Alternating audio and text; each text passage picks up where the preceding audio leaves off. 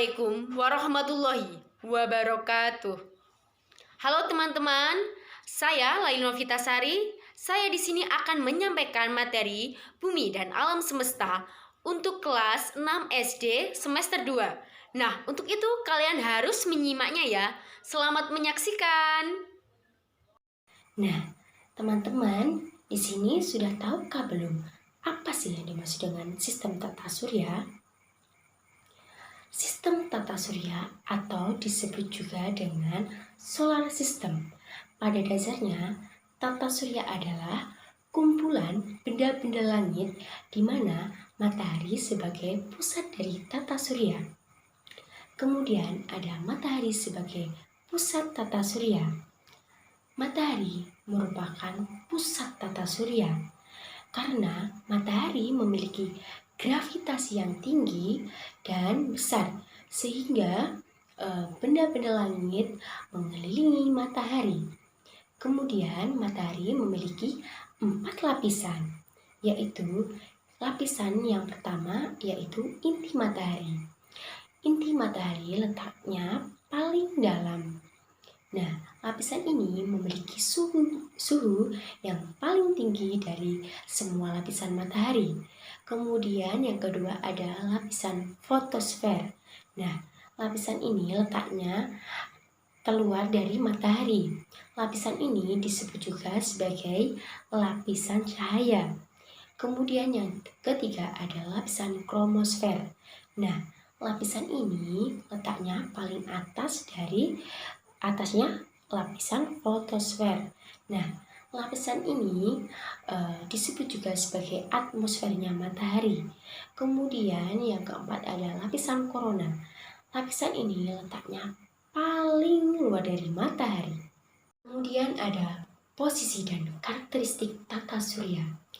Yang pertama ada matahari, kemudian disusul dengan planet-planet. Nah, urutan planet-planet yang pertama ditempati oleh planet Merkurius. Nah, planet ini tidak memiliki satelit. Kemudian posisi kedua yaitu ada planet Venus. Nah, planet ini juga tidak memiliki satelit. Kemudian yang ketiga yaitu Bumi. Nah, planet ini memiliki satelit yaitu bulan.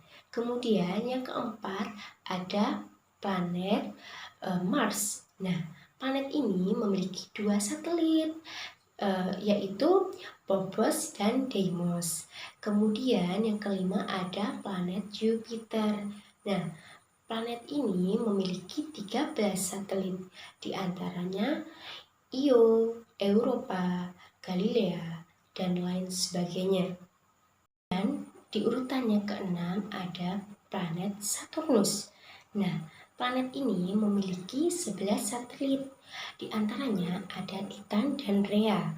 Kemudian di urutan yang ketujuh yaitu ada planet Uranus. Nah, planet ini memiliki 5 satelit, diantaranya ada Miranda dan Ariel. Kemudian yang di posisi terakhir yaitu ada planet Neptunus. Nah, planet ini memiliki 2 satelit, diantaranya adalah Triton dan Nereid. Yang ketiga ada benda-benda langit. Nah, benda-benda langit itu apa saja sih? Yang pertama ada planet kerdil. Nah, planet kerdil ini berbeda dengan planet yang tadi.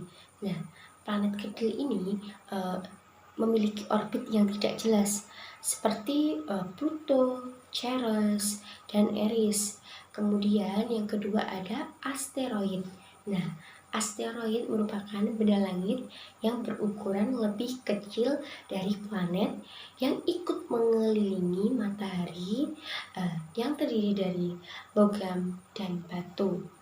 Kemudian yang ketiga ada komet. Nah, komet ini merupakan kumpulan debu dan gas yang membeku. Kemudian yang keempat ada bulan dan satelit. Nah, satelit itu benda yang ada di ruang angkasa yang mengitari benda lain dan akan tetap pada gaya tarik benda lainnya ukurannya lebih besar. Contohnya bulan. Bulan merupakan satelit alami dari bumi. Kemudian yang kelima ada meteor. Nah, meteor ini serpian-serpian padat yang berterbangan tidak beraturan yang berasal dari asteroid. Kemudian ada rotasi bumi. Apa sih yang dimaksud dengan rotasi bumi? Yaitu gerakan bumi mengitari porosnya.